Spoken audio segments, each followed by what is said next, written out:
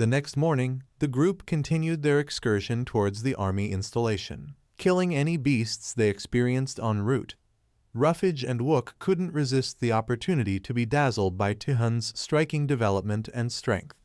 In the wake of dispatching every one of the beasts, Tihun utilized a hatchet to slice through the cadavers, looking for mystical circles. Sun Mai proposed he utilize his supernatural power capacity instead to try not to draw in additional beasts. Tihun made sense of that since they hadn't dominated command over their abilities. Using them would put them in a difficult situation. Moreover, assuming there were higher-class beasts in the area, their presence would hinder such animals. He then gave Sun Mai an enchanted sphere to consume, educating them to leave. Following eating, Sun Mai commented that they ought to arrive at their objective in 30 minutes. Yet, Tihun appeared to be determined to purposely searching out the beasts. He accepted that by hunting more vulnerable beasts first, they would progressively develop their fortitude and increment their odds of coming out on top. In the meantime, at the army installation, fighters participated in a wild fight against different beasts, following the sets of their female leader to hold the guard. An enormous mud beast arose before them, impenetrable to the slugs terminated by the fighters. The officer requested them to utilize projectiles. However, the beast kept on recovering its tissue, delivering the explosives incapable. Enraged, the mud beast got through their safeguard line and began savagely killing the troopers. Immediately jumping all over the chance, different beasts joined the surge. The leftover warriors were blessed to retreat to the following cautious position, yet the mud beast went after the leader. She barely avoided its strike and was ready to shoot, only to be intruded on by another beast jumping on her. She quickly protected herself by utilizing her weapon to harm the going-after animal. The mud beast thrusted at her, yet she was mere inches away from death when Tihun and the others showed up. Using his expertise, Tihun froze the mud beast, leaving the fighters astonished by his prompt loss of the beasts in their back. The administrator asked about Tihun's personality, to which he abruptly responded that she ought to leave to endure. Feed and Wook locked in yet again with the mud beast, with Wook striking it on various occasions. The commandant was dazzled by Hyan Wook's overwhelming strength, understanding that he could rival weapons in terms of killing power. Regardless of the flood of stirs up around the mud beast, it began recovering. Tihun flagged Hyan Wook to move away, and he quickly got the leader, making a run for it as the mud beast recovered. Tihun seized a gas canister and flung it towards the animal, lighting it with a lit lighter, using his expertise. The subsequent blast inundated the mud beast in flames. Sunmi noticed that fire makes soil solidify. Tihun then used his new expertise, wrapping his hand in dark skin, and delivered a single, strong punch to the beast, overcoming it. Everyone present stood in awe of Tihun's unbelievable power. Subsequent to overcoming the beast, Tihun consumed the mystical sphere, fortifying himself further. The commandant started thinking about the sudden appearance of these beasts. The previous evening, the officials who had gotten comfortable with the state of affairs were slaughtered quickly. Communication was disrupted, and her gathering was obliterated. The apprehension about the adversary had made the warriors lose their determination. Through great effort, she managed to gather the remaining soldiers and hold the defensive line. Anyway, seeing her comrades slowly die individually, she gradually felt weak. At that point, Tihun moved toward the commandant and asked if she was the authority, and she affirmed it. Tihun instructed her to promptly restock the necessary weapons and initiate the liberation of the remaining enemies. He pointed out that there were 33 fighters still alive. However, fewer than 10 of them had battle strength. While talking, Tihun arranged his gear and equipped himself with a firearm. He then ordered Sun Mai to go and recuperate the injured warriors. The remaining people, including Hyan Wook, were assigned to watch the larger group of troops. Finally, Tihun would handle the remaining beasts. He asked that the leader, identified as the lieutenant, seek shelter behind him. The commandant hesitated, stating that they didn't have any idea who Tihun was. In response, Tihun illuminated her that the beasts seemed more coordinated than before, suggesting the presence of a commander among them. He emphasized the need to kill them at their source, as they would regrow otherwise. There wasn't a moment to spare, and he encouraged her to prepare quickly, assuring her that introductions could be made later. Tehun, accompanied by the fighters and the leader, charged at the beasts. The commandant realized they had no method for counterattacking. Tehun showed great marksmanship, precisely destroying the beasts. Suddenly, two beasts attacked from behind, yet Tehun quickly spun around and polished them off with his gun. As he and the commandant advanced, she marveled at Tehun's accurate shooting abilities and wondered who he genuinely was. Then, an abrupt impact occurred, and Tehun promptly covered the commandant, shielding her. It was the leader of the beasts, a wizard-like creature. Tehun commented that he had found it, while the leader couldn't shake off the overwhelming sense of mistreatment, noting that it resembled the mud beast they had encountered before. Without hesitation, he quickly ran towards the wizard beast, encouraging the officer to help him. The wizard beast instructed other beasts to block Tehun's path. Tehun drew his blade and quickly dispatched the beasts hindering him. In the meantime, the commandant started shooting at the wizard beast.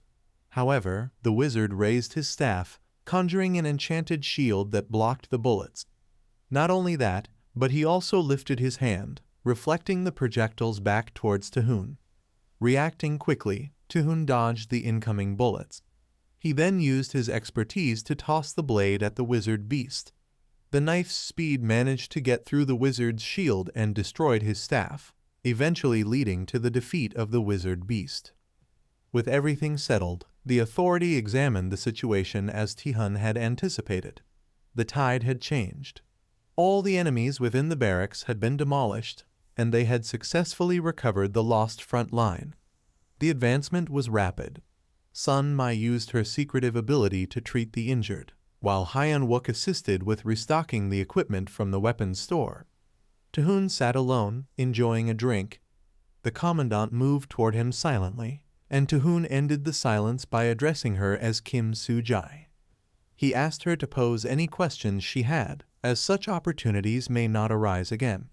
Kim Soo-jae offered her gratitude again and asked how he knew her name. Tehun inquired whether Brigadier General Kim Il-sung, the former leader of the capital military district, was her grandfather. He mentioned meeting him alongside Major General Jang Young's son in the military general district a while back, when Kim Soo-jae was also present. Fragments of her memories flashed through her mind, recalling Tehun with General Kim Il-sung, who mentioned meeting again in the future when Kim Soo-jae would be enlisted. However, her grandfather warned her not to seek any information about them or interact with them in the military, as they were a group without affiliation or rank, much like ferocious wolves on the battlefield. Now, certain that Tehun had been a soldier, Kim Soo-jae added that even the commandant of the tactical region was not within the special division. Tehun mentioned that she must have already heard this from the brigadier general. He moved toward her closely and suggested assembling all the fighters to work out an agreement.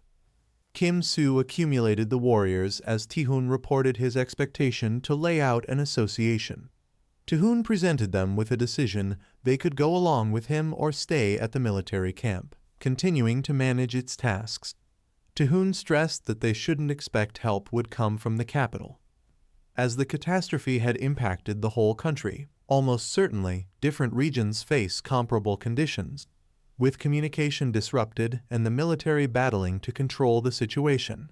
Tehun affirmed that it was now up to the warriors to decide whether or not to accept and follow up on this reality. Kim Soo pondered the situation, understanding that everyone had already guessed this outcome. They simply hadn't wanted to confront the harsh reality and instead sought to adapt quickly to the new world. She then asked about the advantages of joining his association. Accordingly, Tehun used his expertise to crush an espresso can. He explained that by joining, they would get access to all the information he had, increasing their chances of survival in this chaotic world. Thus, the warriors joined Tehun, embarking on their journey in a truck. Kim Soo began pondering the lessons they received from Tehun's group. It was incredible how quickly they absorbed the information he provided. Although they required significantly more information, the immediate issue at hand was already overwhelming. Hay and Wook acknowledged that it might be difficult for everyone to accept, but it was the reality. All the names of the beasts and gear came from Hay and Wook. In ordinary times, Kim Soo would have considered spending first-class time in a mental hospital. However, based on her new experiences, she found herself believing in him. The sudden appearance of beasts also led to the discovery of human renewals within their ranks, including Taehoon, Sunmi, Kim Soo, and 2 others in the military. As long as there is a design, it means that you have awakened. Although initially, it is the same as normal individuals. By killing beasts and ingesting their enchanted gems, the quality traits and attributes of the awakened could be enhanced. Various degrees of beasts had varying abilities, identifiable by their pupil colors. By absorbing the enchanted crystals, the awakened could improve their traits and confirm these changes using a phone. Among the different magic crystals, there were troll magic crystals, which provided a small increase in basic quality traits upon use. Dark orc magic crystals increased strength, body, and pneumatic strength capability. They also enhanced physical defense. Dark skin magic crystals consumed pneumatic strength, resulting in increased physical defense and unlocking the ability of dark skin, as demonstrated by Taehoon in his latest battle with the Mud Beast. Mud monster magic crystals increased strength, physical defense, and had the added effect of consuming pneumatic strength to speed up recovery. In conclusion, Troll Farce and magic crystals increased magic capability and magic control capability. They also unlocked the ability of Ancestor Vision, which allowed control over powerful beasts and provided early warnings. Taehoon had consumed various magic crystals, including advanced beast magic crystals. His comrades had also ingested a significant number of these crystals. They even convinced another Awakener and Kim Soo to consume them. No one uttered a word of objection. Instead, they recognized the potential benefits. In fact, the bodies of the beasts could be utilized to provide significant knowledge. After ingestion, Sun could learn to make pills using the horn of the troll shaman, the meat of the mud monster, and the sacred grail. These pills had various effects, such as quick healing and recovery from the mud monster's meat, as well as the mysterious power of the troll director's horn. The pills resulted in small increases in fear resistance, regenerative ability, concentration during battle, pain resistance, and rapid strength utilization. An expertly trained team could even face 100 trolls. However, when high-level beasts were present in the beast group, their thunderous presence affected the awakening process. Overcoming this required a higher level of energy to resist fear or recover quickly. Taehoon instructed Kim Soo that if they encountered a beast group with advanced beasts, she should distribute these pills to the soldiers.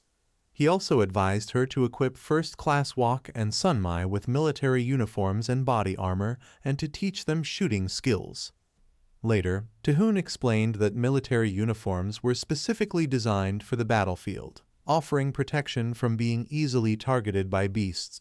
He emphasized the importance of using their abilities and clarified that the guns were to be used only to save lives, as poor shooting skills would only disrupt the team. So Hyun, Wook, and Sunmi found themselves wearing military uniforms. Hyun Wook couldn't help but comment on the situation, saying, "Who would have thought I could put on the military uniform that I've always longed for in this situation?" He then turned to Taehoon and asked if he wanted him to come up with the association's name, as it seemed like a crucial matter. Taehoon responded that since he had already volunteered, he could make the decision. Hay and Wook revealed that he had actually thought about it a long time ago and suggested the name Now in Guang as they represented the way and the light.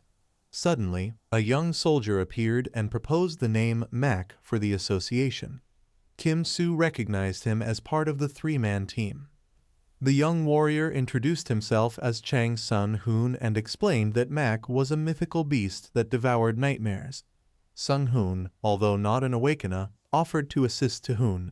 He continued to listen attentively to what Taehoon had just said, understanding that the value of those artifacts was akin to cutting-edge weapons. Sun Hoon then asked Tahoon if he could call him boss. He suggested that their next target should be a museum, specifically the Toxophilism Gallery, which happened to be the nearest one. Tahoon complimented Sun Hoon, saying his foresight was good and suggesting that he probably wasn't a police officer. He then asked about his previous occupation.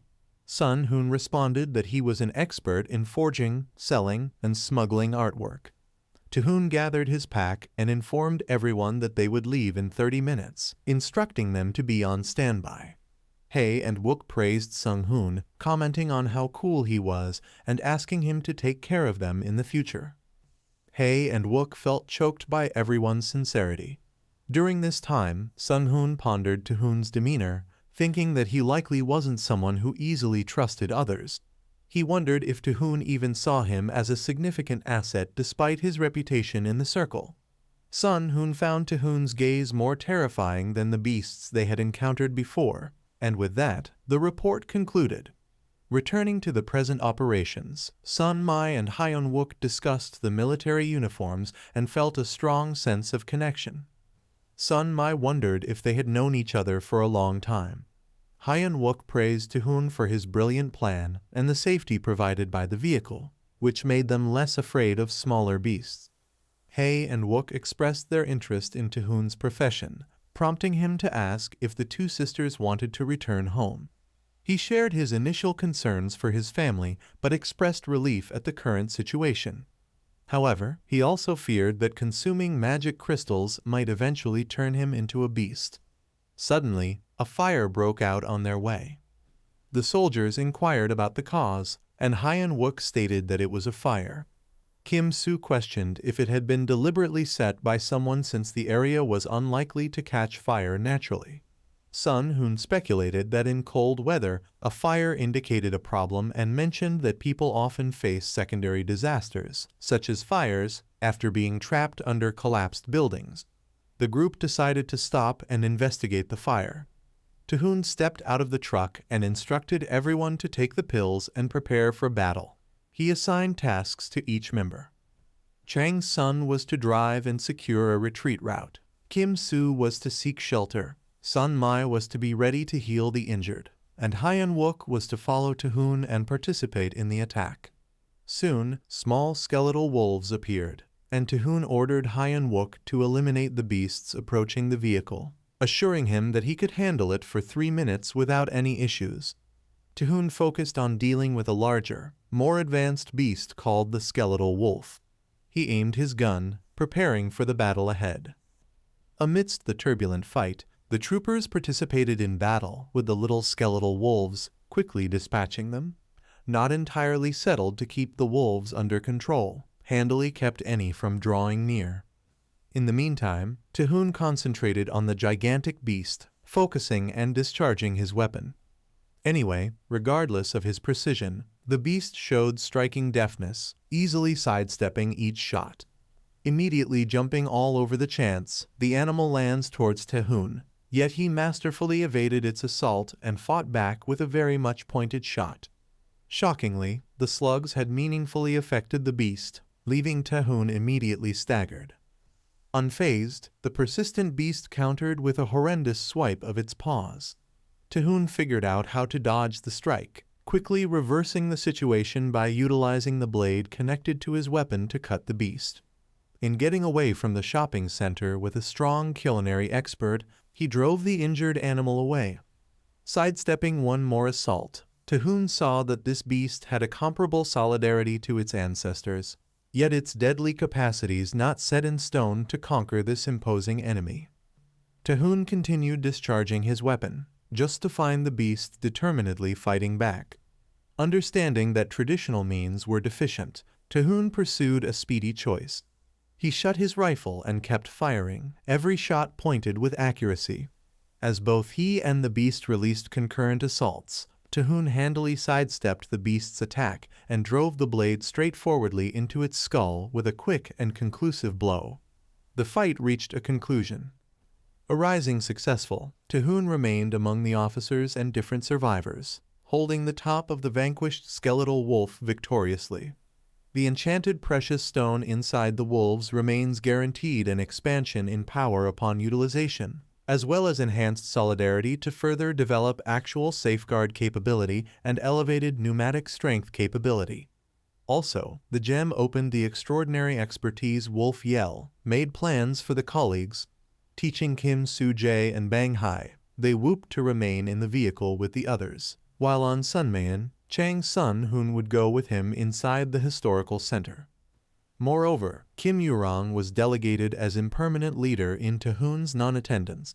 Regardless of the shortfall of quick dangers, Tahoon underlined the significance of withdrawing to the sleeping quarters for self-security during times of emergency.